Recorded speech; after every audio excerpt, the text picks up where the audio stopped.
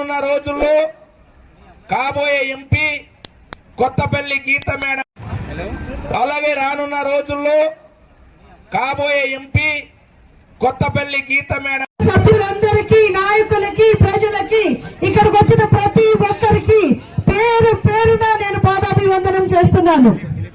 2014 నుంచి 19 వరకు నేను మీ ఎంపీగా ఉన్నాను. చాలా రకాలైన కార్యక్రమాలు చేశాను. ఇప్పుడు ఇట్లా చూస్తే ఒక అంబులెన్స్ ఇట్లా వెళ్ళింది. మేడం గారు ల్యాండింగ్ కోసం మనం అంబులెన్స్ అడిగితే అంబులెన్స్ లేదన్నారు. ఇక్కడ కనీసం ఇక్కడ అంబులెన్స్ కి పెట్రోల్ కొట్టించే దిక్కు కూడా ఈ ప్రభుత్వానికి లేదు. మనకి సప్లై నిధులు వచ్చినాయా? ట్రైకార్ నిధులు వచ్చినాయా? మద్యపాన నిషేధం జరిగిందా? ఏజెన్సీ డిఎస్సి వచ్చిందా? గిరిజనుల మీద కేసులు ఎన్ని పెడుతున్నారో చూస్తున్నాం. ఈ రోజు మన పిల్లలకి ఉద్యోగాల అవకాశాలు లేవు. మన విద్య కూడా మనకి ప్రాథమిక పాఠశాలలో తీసివేశారు. అలాగే మనకి వైద్యం సదుపాయం అందుతుందా? డాక్టర్లు ఉంటున్నారా? గిరిజనులు గ్రామాల్లో రోడ్లు, ప్రధానమంత్రి గ్రామీణ సడక్ యోజన ద్వారా మనం 2014 నుంచి 19 వరకు వేసుకునే రోడ్లే ఈ రోజు వరకు మనకు ఉన్నాయి. సర్పంచుల అకౌంట్ లో నిధులున్నాయా? డబ్బులన్నీ దొప్పేస్తున్నారు. దొంగలు పట్టారు మన రాష్ట్రంలో. మన జీవితాలను దోచుకోవడానికి ముందుకు వస్తున్నారు. 60 నెలలు కష్టపడ్డాం. ఎన్నో దుర్మార్గపు కేసులు పెట్టారు. మరో 60 నెలలు సుఖంగా ఉండాలంటే మనం ఏం చేయాలి? కమలం గుర్తుకు, కమలం గుర్తుకు. నరేంద్ర మోదీ గారు మన దేశాన్ని విశ్వ గురువులా పెట్టారు. అలాగే ఈ రోజు మన రాష్ట్రం అభివృద్ధి చెందాలంటే మళ్ళీ ఎన్డీఏ కూటమిలో నాయకుడిగా ఉన్న నరేంద్ర మోదీ గారు మన రాష్ట్రాన్ని అభివృద్ధి చేయడానికి ముందుకు వస్తున్నారు. కాబట్టి ఇక్కడ కూడా మన నరేంద్ర మోడీ గారు 400 సీట్లు వస్తున్నాయి. ఎన్ని సీట్లమ్మా? మన అరకు కూడా అందులో ఒకటి కావాలి. అలా అయితేనే మనకి అభివృద్ధి సాధించుకోగలం. మీ అందరికీ నమస్కారం. ఎన్డీఏ కార్యకర్తలు, ఇక్కడ బీజేపీ కార్యకర్తలు ఉన్నారు, టీడీపీ కార్యకర్తలు ఉన్నారు, పవర్ ఫ్యాన్స్ కార్యకర్తలు ఉన్నారు. మహిళకు అందరికీ నా నమస్కారం. చాలా సేపు తర్వాత, చాలా సంవత్సరం తర్వాత నేను అరకుకి వచ్చాను. 86 లో కెప్టెన్ నాగార్జున షూటింగ్ కి వచ్చాను. సో ఆల్మోస్ట్ 38 years, 38 సంవత్సరాలు అయింది నేను అరకుకి వచ్చి.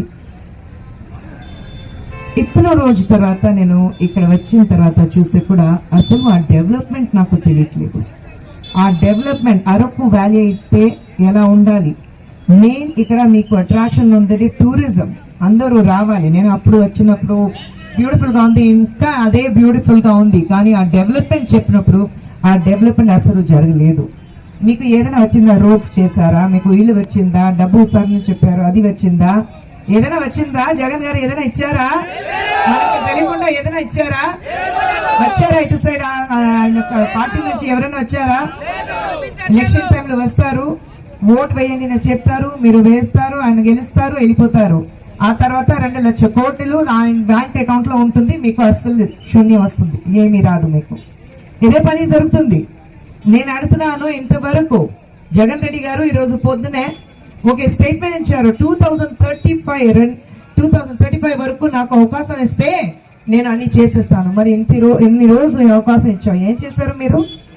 ఏం చేయలేదు. వీంట్లో వాళ్ళు మగాళ్ళు ఎక్కడన్నా తాగుతూనే ఎక్కడొక్కడ ఉంటారో మనకి తెలీదు. అందరికీ ఆ భయం ఉంది. ఇప్పుడు ఆ డెవలప్మెంట్ మాట్లాడితే ఈ రోజు మన భారతదేశం మీరు చూస్తే ప్రైమ్ మినిస్టర్ నరేంద్ర మోదీ గారు ఆయన చూస్తే ప్రతిసారి ప్రతి జాగాలో ఇక్కడ ఎక్కడైనా ఉంటే ఆయన ఈ దేశం ఎలా ముందుకు వెళ్ళాలని మాట్లాడుతూనే ఉన్నారు. ఇప్పుడు కాదు, 2000 వికసిత్ భారత్ అంటే ఏంటి తెలుసా మీకు? 2047 భారతదేశానికి 100 years కంప్లీట్ అయితే, ఫ్రీడమ్ 100 years కంప్లీట్ అయితే ఆ టైంలో ఈ దేశం ఎలా ఉండాలి, దేనికి ఇప్పుడే ఆయన పని స్టార్ట్ చేశారు. ఇప్పుడు ఇది మీరు నేను కాదు, మా పిల్లలు ఎలా ఉంటారు, అప్పుడు ఆ నెక్స్ట్ జనరేషన్ మన పిల్లలు ఎలా ఉంటారు అది అని చూడాలి. ఇప్పుడు నేను ఉన్నాను, ఇప్పుడు బాగున్నాను, పర్వాలేదు, రేపు ఎలా ఉంటానో తెలీదు. మన ఇంట్లో కూడా మీరు ఈ రోజు బాగుంటే రేపు ఎలా ఉండాలని మీరు ఇప్పుడు ఆలోచిస్తున్నారు. ప్రైమ్ మినిస్టర్ మోదీ గారు 2047లో ఈ భారతదేశం ఎలా ఉందినా ఇప్పుడు ఆలోచిస్తున్నారు. ఇలాంటి ఒక గ్రోత్ ఉండాలి. బాటమ్ 5 లాస్ట్ లో ఇండియా ఒక టైంలో ఇండియా గురించి బయటికి ఎక్కడైనా ఇంటర్నేషనల్ బార్డర్స్ లో ఎక్కడైనా మాట్లాడితే ఇండియాలో ఏం లేదని కరప్షన్ ఉంది అంతే. ఎవరు చూస్తే డబ్బు తీసుకుంటున్నారు, ఇక్కడ పావర్టీ ఉంది.